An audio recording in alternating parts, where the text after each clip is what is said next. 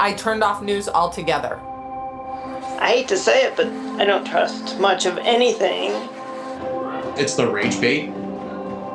It feels like it's trying to divide people. If we got clear facts, maybe we could calm down a little. NBC News brings you clear reporting. Let's meet at the facts. Let's move forward from there. NBC News, reporting for America. This episode is brought to you by LinkedIn. Psst, healthcare pros, word's out, and it's too good to keep quiet. Look, LinkedIn is revolutionizing job hunting, making it possible to search by specialty, shift preference, and salary. Endless scrolling is out. Whether it's a mental health therapist or dental hygienist, finding the perfect role is faster and easier than ever. Head to linkedin.com/healthcare and start your search today. Now with an important alert, home title fraud is one of the fastest growing white-collar crimes in the country. Criminals can make millions on your house without you even knowing it. We talk a lot about identity theft, phishing scams, fake IRS calls. But what if I told you someone could steal your house without ever setting foot in it, without ever meeting you, without ever talking to you? It's all over the news. Oh, it's just paperwork. It's all paperwork. If you can fill out paperwork, you can do this. This is not difficult. The scammers forge a few documents, file them with the county clerk, and on paper, they now own your home. They can take out loans, sell the property, and they're gone before anyone even notices. There's no end to these stories. In about a month, I borrowed $1.3 million on 2 houses. I was basically responsible for $15 million in title fraud. And the wild part, in most cases, the system believes them until you prove otherwise, even if it seems super obvious. You've for sure heard some of this on the news. A surprising headline involving Graceland, the famed home of Elvis Presley. Elvis Presley's famous estate nearly went into foreclosure after an alleged plot to steal it. It's the latest in the saga surrounding one of the most iconic landmarks in American culture, Elvis's home, Graceland.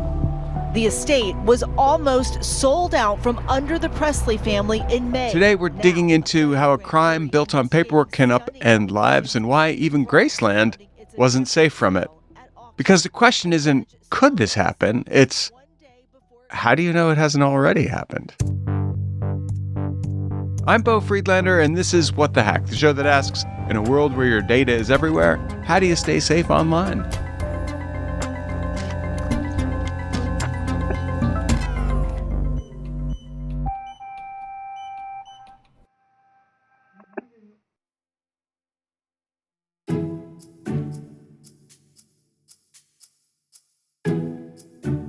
So if this kind of scam can happen at a place like Graceland, what chance do the rest of us have? We called someone who spends his days protecting property owners from exactly this kind of mess. Denney, Director of Business Development at the Land Trust Company. Welcome to the show. Thank you. Thank you very much. Thank you for having me. I'm looking forward to this because I sometimes wake up at 3 a.m. and think, what if I don't own my house anymore? And that is the business you're in, isn't it? It is. That's a part of the business that I'm in for sure. All right, so let's go back to basics here so that people understand what playing field we're on. What does your company do? Well, at the Land Trust Company, we do land trusts. So that's it. We're a one-stop shop for land trusts. And it's probably important to really ask the question, what are land trusts, right? Not too many people understand what land trusts are. So to put it in a very simple context, it's another way to hold title to your property. You know, when you buy your house, usually it goes in your own name, or maybe you might buy a investment property. You might put it in an LLC. This is another way to remove your name from the title and create some anonymity and some other fun things that go along with that. But I'm sure we'll get into that as we go on. Yeah, no, I mean, the LLC thing is funny because a lot of people do put their houses in an LLC just to protect themselves from anything liability. It could be that somebody gets hurt on their property and now there's a veil between you and that person suing you. It maybe not be the most effective veil on earth, but it's there. And the problem with those LLCs is often people name them after themselves, which you just got rid of the one thing that was protecting you from the world. Not only that, but also the officers are public information. For most states, if you dig a little bit harder, you can see the officers and figure out what you own. So I think there's kind of a good, better, and best scenario. It's good to own your house. It's better to have it in an LLC, and just my personal opinion, it's best to have it in a land trust, because no matter how much digging you do, you're not going to find the true owner of the house without a warrant for it. So what was going on with Graceland? Were they trying to buy Graceland, sell Graceland? It wasn't that they wanted to buy Graceland. They tried to steal the property, if you will. What they did was they claimed that they loaned Graceland some money. Oh. They used Graceland as collateral for said loan, and supposedly the loan was never paid back, and so that person, I put it in air quotes, had the right to foreclose on that property. But none of that truly happened. It was all forged documents. There was never a loan in place. And the estate, the granddaughter of Elvis Presley, hired up some lawyers, and they said, nope, this is all forgery. Took the lady to court. Now the lady got 4 years in prison as a result. Lisa Jeannie Findley told a federal judge today that she will plead guilty to a charge of mail fraud related to the scheme. She previously pleaded not guilty to the 2-count indictment, which also includes a count of aggravated identity theft. Finley will be sentenced at a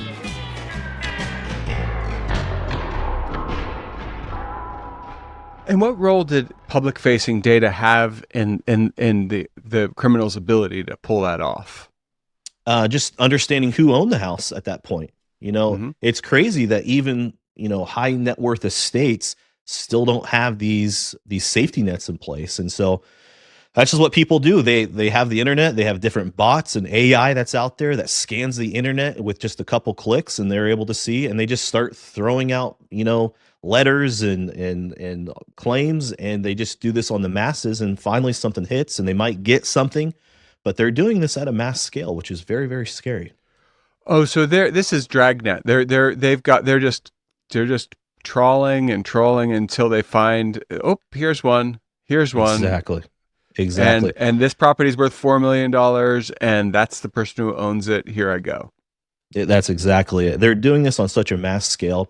And then you add AI into the mix of it as well. Find me this, find me that, and AI goes out there and searches the internet. Yeah. And so if we can take the information off the internet the best we can, it gives less ammunition to the scammers that are out there. So this comes down to the age-old truth in anything scam-related, which is you do not have to be able to outrun the scammer. You just need to outrun the 4 or 5 people the scammer's chasing.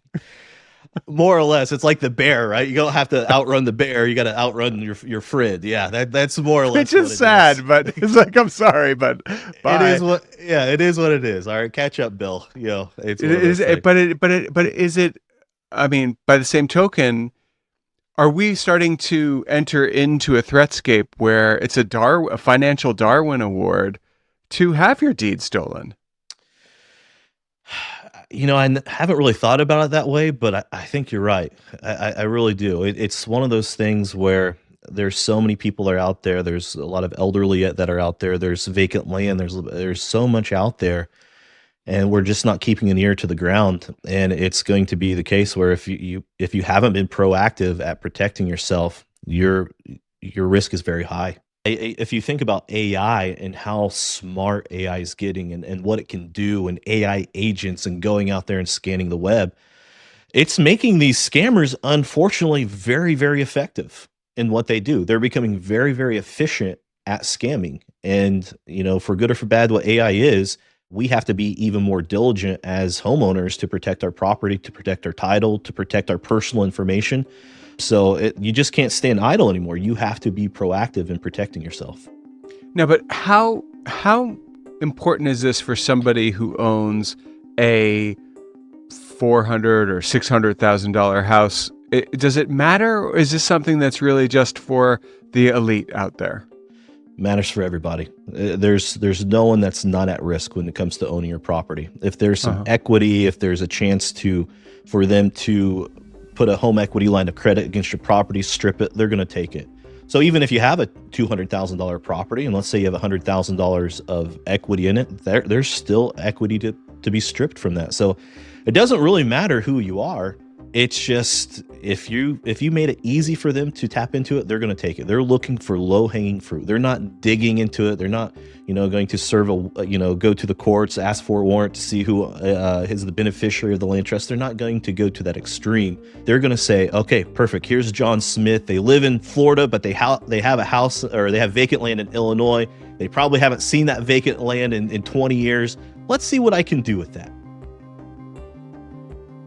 From one type of vacancy to another, what happens when title fraud hits a little closer to home?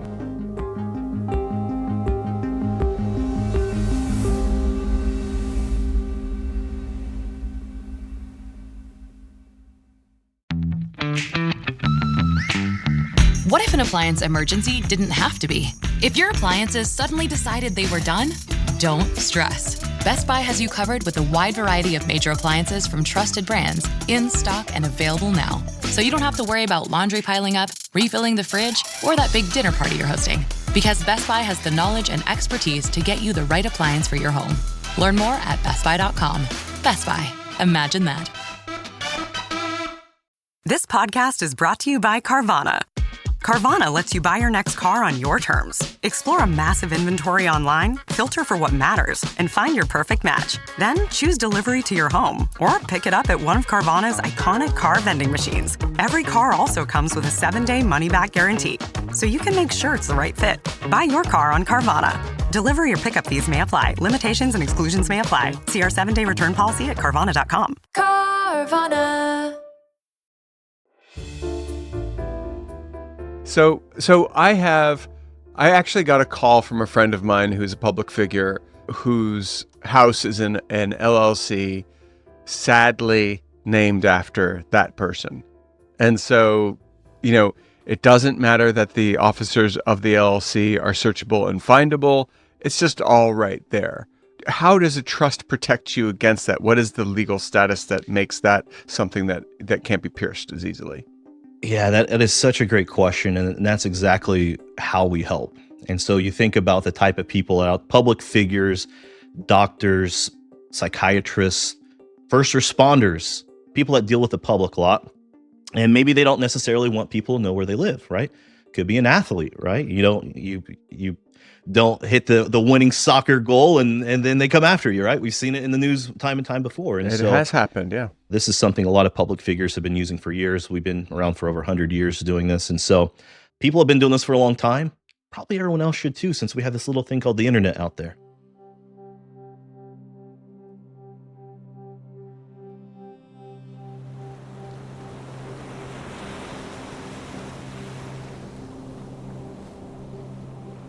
You might remember this story. It's about my friend and former co-host, Adam Levin. Adam owned some property in New Jersey, a family lot, really, that's been sitting vacant ever since Hurricane Sandy destroyed that place. Very sadly. Took it away, and it's probably in a lot of places in the ocean now. One day, a while back, he and his co-owner decided to finally list it, put it on the market for sale, only to find out that it was already for sale, put on the market by somebody pretending to be Adam. At first, we didn't know what was happening. Was it a clerical mistake, a rogue realtor, or was it someone actually trying to steal Adam's property? So I went to New Jersey. I asked the realtor to call the quote-unquote Adam who had listed the property with him. So we're sitting in this conference room that doubles as a supply room and probably where they do closings. I'm on fire. I don't know if I'm in the room with criminals or what. Can we try to get him on speakerphone, just see what his voice sounds like? We could. Why don't you text him and say, hey, can you talk for a second? Okay. You sure that's fake Adam Levin? I have the real. He's saved as the real one, so I know.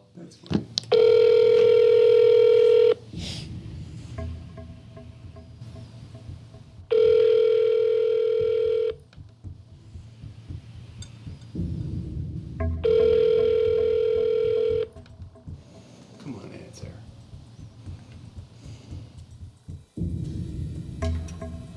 Hello. Hey, Adam. It's. How are you? Good. Yeah, so I was just wondering if you had time to discuss the one offer that came in. Okay, yes, let's do that. Stop. And then we call the guy up, and I'm so relieved when he answers, and he sounds not like he would be friends with the realtor. You know, it just doesn't sound like, it sounds like a different walk of life. Yeah, going to like how many days closing? So they can close in 30 to 45 days. That's pretty standard. Hard to hear. He's intentionally down talking, low talking, saying as few words as possible, knowing full well that anything he says will be recorded probably. All right, no problem then. All right, I'll talk to you soon. So all's good, and then that phone call ends, and we're whispering to each other. I'm telling him what to say during that phone call, and then his dad comes in. Come in. Hi. We're taping taping some. Tell him, Joe. This is my broker. Hey. So, hi. Yeah. And so now I'm like, wait a minute. That guy has a very similar timbre to the other guy, the guy we were just on the phone with. Was he in the other room and he did the phone call and then came in? Was that good? Did I do a good job? Or like, maybe this guy's a mastermind. I'm totally paranoid. And, you know, and it tracks with the situation because somebody's trying to steal a piece of property.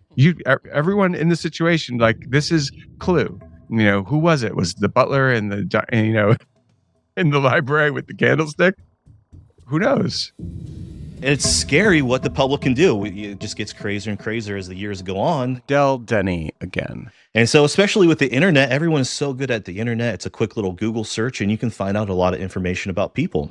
And so what a land trust does, it takes your name off the public records. And so instead of having John Smith as lives at 123 Main Street, it'll say the land trust company is the title holder, and that's it. In Adam's case, his name was on the deed and was listed publicly. And so he had to move from prevention to mitigation.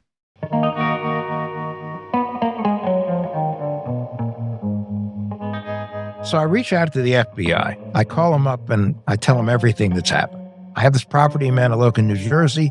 Somebody's pretending to be me to sell it. How do we catch this guy? How do we get justice? We talk a little, but the reality is there's really not that much for them to do because the property's still there. There was no money that was lost. The only crime was identity theft, but if there's no financial or information tied up with the identity theft, then nothing's really happened yet. And that's the whole point. This is a pre-crime crime. So they really can't get involved. They don't have the resources. I mean, if there were a string of these things all over the country and properties were being sold like crazy, yes, it would be something for them to get involved with. But at this stage, at this moment, nothing's happened yet. We contacted the realtor. We let the realtor know that they should leave the listing up because we didn't want to tip off the scammer that we knew what was going on.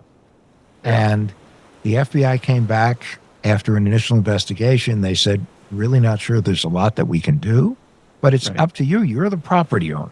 So if you want to pull the listing and relist it or do what, it's your property. Do whatever you think is the right thing to do. So we pulled down the listing. We then talked about officially listing the property, and lo and behold, I get a call from a second realtor who asked me if I'm Adam Levin. I go, yes, I am. And he said, well, didn't you just list your property with me? And I said, no, I did not list my property. Who are you? And the story tracks. It's very similar to the first one. I meet the realtor on the beach. Good, how are you? What's your name? Beau. Yeah, nice to meet you. So this is it, huh? So this is the lot. Now, this place is pretty cool, I gotta say. My first thought is, why is Adam selling this? The guy tells me about it. And then we go and we sit in his car. We call the guy. Yeah, call him.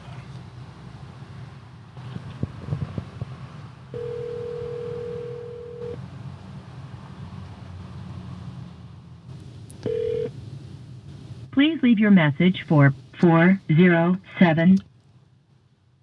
Bupkis, crickets. This time, the criminal in question didn't pick up. Why? Because Adam pulled the listing. The real Adam. Whoever was trying to make bank on his vacant lot, attached to Adam's name in public records, got the heebie-jeebies and walked. Back to Adam and the first realtor to wrap this up. Now, without question, I think the biggest issue here is how do the people responsible for selling our properties confirm they're actually talking to us? I mean, we ran into this problem and we were trying to convince the realtors I was the real Adam Levin. So I Googled Adam Levin, and and then I emailed the real Adam Levin and said, "Hey, I just got off the phone with my attorney. He said I need to make 100% sure that you are who you say you are, because I'm not going to make the same mistake twice, right?" So I Googled him. I Googled the books he's wrote. I Googled his podcast, your podcast. I Googled just his information in general. So I made a question sheet for myself. So I made like 5 or 6 questions on this question sheet that I was going to ask him when he called me in the morning, and I was just going to rapid fire these questions out of him to make sure that he was, it was like who were your parents? Where did you go pre-grad? Where'd you go post-grad? You wrote a book. What was the logo on the book? And it was like, I made sure that I was going to be asking the right questions, and he answered them like that really quick. So I knew he was. Do you mean the thumbprint with the lock in the middle of it? Yes, that one. Yes. So I wanted to make smart. Yeah. So and he passed. Oh, he passed. He passed flying colors. Now? Absolutely. Wait, here's my question. Yes. Pretend for a second I'm fake Adam Levin. Okay. I go online. I figure out that his parents are. Right. I look at his book. How do you know you still don't have fake Adam Levin? Well, that's why I. No, it's okay. So that's why I wanted to ask him these questions quick. Just like bang, bang, bang, bang, bang. Yeah. No Google time. No, exactly. I need him to go grab a phone and did he do super fast? He went really fast, yeah. And I All right, said, so you're satisfied. I can tell you I've known him for 12 years. You have the real Adam Levin. I know he owns that property. I remember when the house got eaten up by hurricane. By Sandy. Yeah. So it's all. Breathe deep. Imagine your legs more limber in Duluth Trading Double Flex Denim.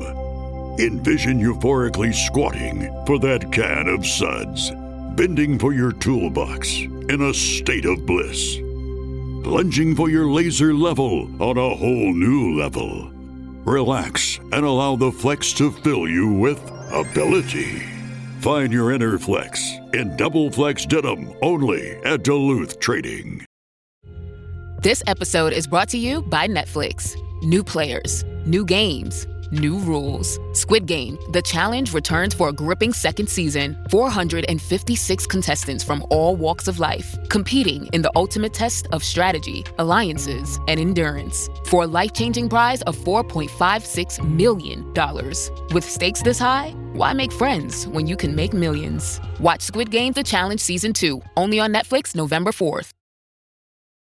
Adam's story was my first taste of anything resembling deed fraud, but there are no shortage of crimes happening out there, and it's a crime that is starting to happen with more frequency. There's so many examples like that out there. Who's doing the crimes? Are these locals who are like, oh, I know that lot's been empty for 6 years, I'm going to go for it?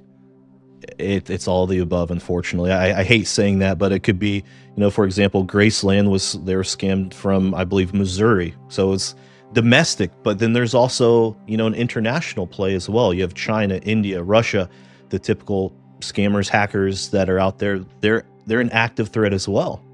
So sure, you have a domestic front. It could be, someone down the road that sees it, but then there's also an international play as well that we have to protect ourselves from. And again, going back to the internet, public records, how is India getting our information? Well, it's through the internet that they're using.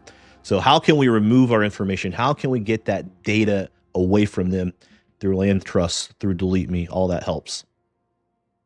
So what comes to mind is the Wild West nature of cybercrime right now is super intense. It doesn't just include house stealing. It doesn't just include account takeover. It doesn't only focus in on financial accounts that someone might be able to tap into, or crypto scams or romance scams. It's just mind-blowingly wide open for exploitation. And there is even a scam out of North Korea, IT workers who are doing work in the United States, and the money they make is paying for the North Korea nuclear program. And you think, do I seem crazy? Am I a conspiracy theorist?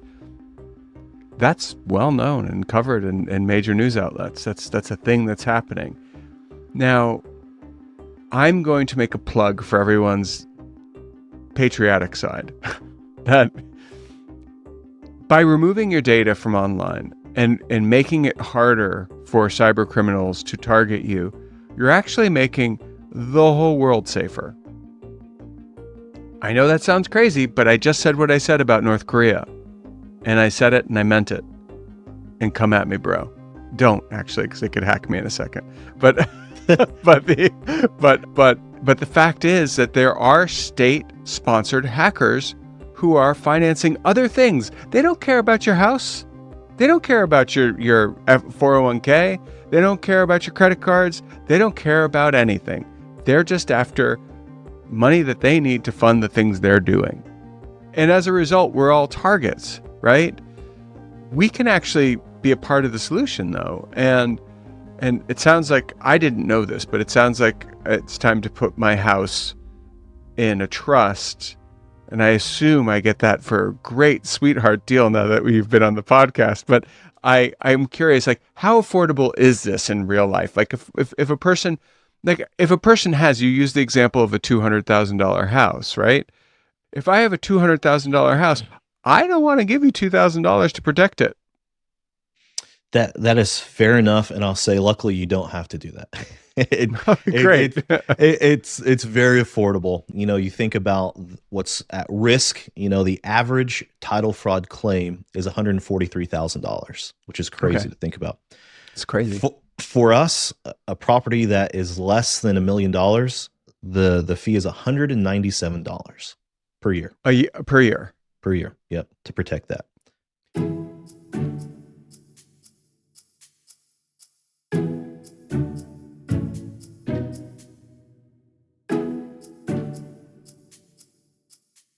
So I live in my hometown. Grew up here. So we're talking a long time.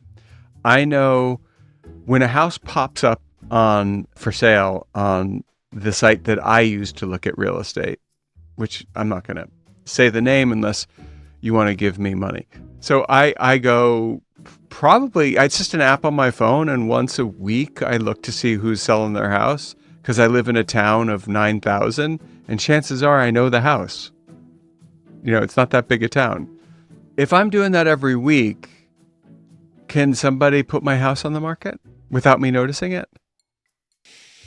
If you're a little more due diligent like that, then you'll probably catch it. I hope you catch it. Can I tell you something? Yeah. I think I'm weird. I don't think everyone does that. I don't think everyone does that either. With everything that is going on, you think about the families that are out there. They're just worried about getting food on the table for dinner at 6 p.m. They're not actively searching the MLS. Hey, has somebody committed title fraud against me today? They're not actively doing that. And I want to point out to our listeners that Denney is a very nice guy, because I gave him a wide open shot at me to say, why, yes, you are weird. And he didn't take it.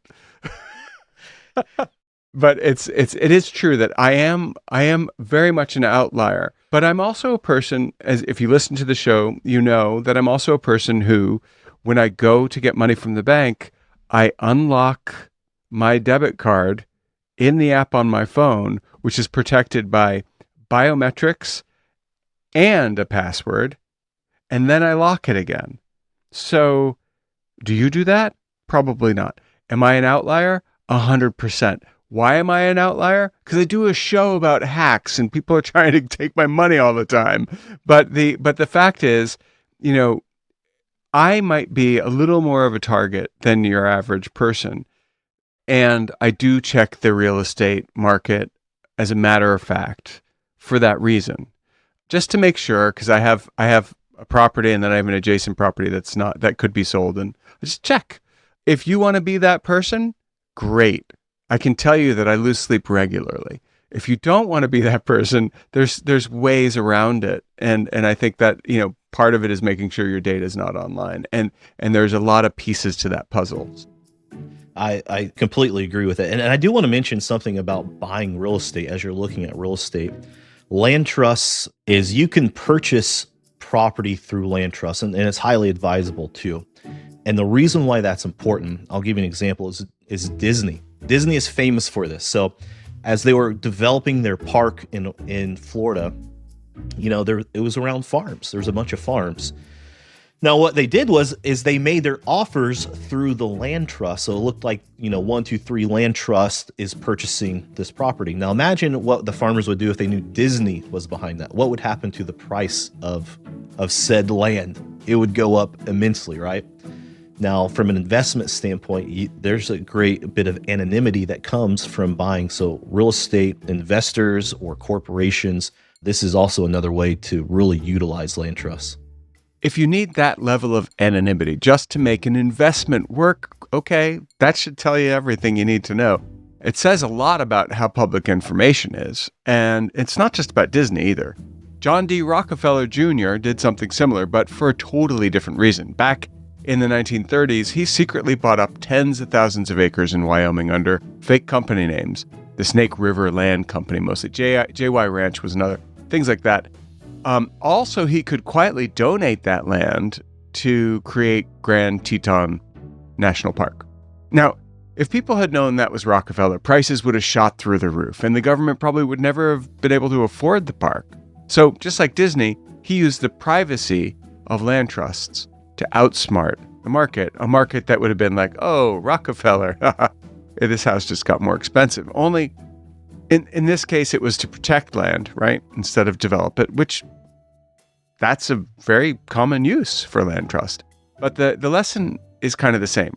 Privacy buys you time. The less visible you are, the harder it is for someone to take advantage of you. And that's not just true for billion-dollar corporations or philanthropists trying to make a national park happen. It's true for regular homeowners, too.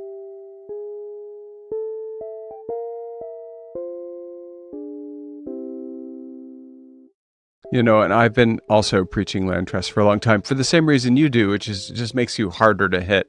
And the harder you are to hit, the more likely you won't be. And it's just, scammers are lazy.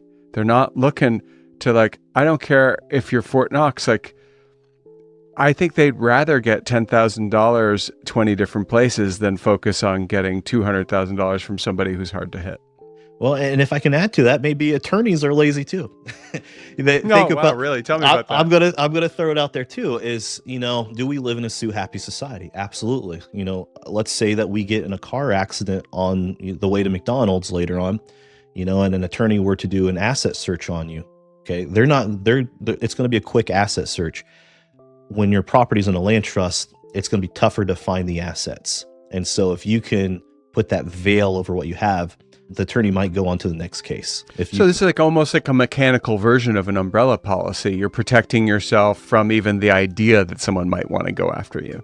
Exactly. If you're high net worth or just you have just some savings and you don't want to be hit, you don't want attorneys to sue you and take you for everything you're worth. You have an investment property, slip, fall, take it all, whatever it might be. If you can create more and more layers between what you own and what the public might know, the better off you're going to be. Why, it sounds like you're saying certain ambulance chaser lawyers are actually sort of almost akin to scammers. I'm kidding.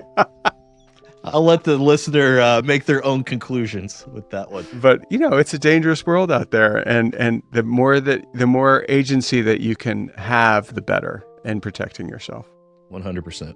What do you say to people who just say that this is scaremongering. You're for $300, you're allaying people's fears. But at the end of the day, you try to sell your house, somebody's put a lien against it. It's, I guess my question is, doesn't that end up costing $2,000 or $3,000 in legal fees to figure out? Or more, right? I think it's a great question, but I'd also liken it to, why do people pay insurance? Why do people have insurance on their home? Could it catch on fire? It could, right? It could. Do they pay a little premium to protect themselves in case something happened? They do, right? So there's always this little bit of risk that's involved. Now, you could not pay your insurance, and that's fine, and maybe your house doesn't catch on fire, and hope to God that's the case. But what if it does? And that's what this is about, is what if it does? What if there's a scammer out there that goes after you? Denney from the Land Trust Company, thank you so much for joining me on What the Hack. It was a pleasure to talk to you. Thank you so much. It was an absolute pleasure to chat with you, and had a great time. Okay, so it's time for the Tinfoil Swan, our paranoid takeaway to keep you safe on and offline. This episode, if it did nothing else, it hopefully got it across to you that if you own a house, its most vulnerable point of entry may not be a lock or a broken window, at least for ownership or taking stuff from you. It could just be publicly available paperwork, your deed. So if the goal is to increase friction, so scammers move on to easier targets, there are two ways to go about it. The DIY route, which is what I do, or the pay-for-play model. Both, if you do them right, will bring peace of mind, which is sort of the goal. If you're already the type who checks the real estate listings every week in your town, or if you actually enjoy the challenge of a digital defense, the one who locks and unlocks their debit card, for example, that's me, after every ATM withdrawal, you can do this. You can totally do this yourself. So what do? You have to manually, with pen and paper, or maybe it's, think pen and paper, perhaps online, hide your name. You can petition to do that and replace it with an intermediary entity like an LLC or a trust. That's the highest level of obscurity you're going to be able to achieve with real estate, but it does require a legal setup and maintenance. Monitor the real estate market. That's the next thing. It's the first line of defense, really. Just watch the listings. Since you're going to notice every new house on the market, it doesn't even matter if there's hundreds. If you look every day, okay, yes, I'm a little obsessive. That vigilant, hands-on, totally free strategy will work for you. Totally will work. And then finally, you got to remove your PII manually. You know what that is, right? Personally identifiable information. You can try to scrub that from data broker sites, people search sites one by one. It's an endless, tedious task, like whack-a-mole, but not as easy to win. But, that said, there's plenty of people, there's, diehards, who, that's something they do, and they remove their stuff and they do it again and they do it again, because once you remove your information from online, it will pop up again over and over and over and over again. So let's be honest, not everyone wants to spend their downtime scrolling through MLS listings or filling out county paperwork or doing opt-outs on people search sites. Maybe you'd rather play the drums or fly your drone in a non-creepy way, or, read a book. That's when a service makes sense. Whether it's a personal information removal service like DeleteMe that makes you harder or even impossible to find online, or a land trust service that acts as the legal trustee, you can use privacy companies, there's more than one, to weave a veil, see what I did there, of privacy. Kind of like Harry Potter's cloak of invisibility. The cost-benefit analysis is totally up to you. In an attention economy, how much is your peace of mind worth? That's sort of the question you have to answer. Whether you do it yourself or hire a service, privacy matters a ton. For a scammer, your visibility, findability, is the most critical asset. So fight back by becoming invisible. That's it for this week. See you next week. Thanks for listening.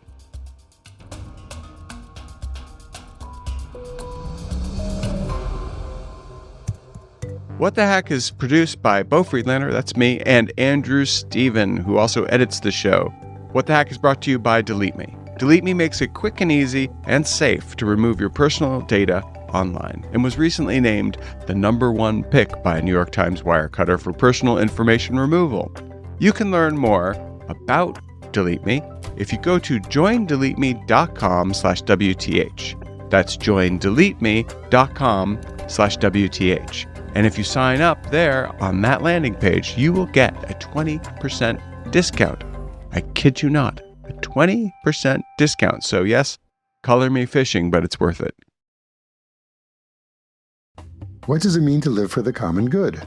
Introducing the Garrison Institute presents The Common Good, the brand new podcast from the Garrison Institute, a leading not-for-profit organization exploring the intersection of contemplation and engaged action in the world. Hosted by me, Jonathan F.P. Rose, a co-founder of the Garrison Institute, the series dives into the threads that bind us all. First, you'll discover the interdependent nature of life with environmental entrepreneur Paul Hawken and trailblazing plant intelligence researcher Monica Gagliano. Next, we unlock the mysteries of the mind with renowned psychiatrist Dan Siegel and Pulitzer Prize-winning author Siddhartha Mukherjee.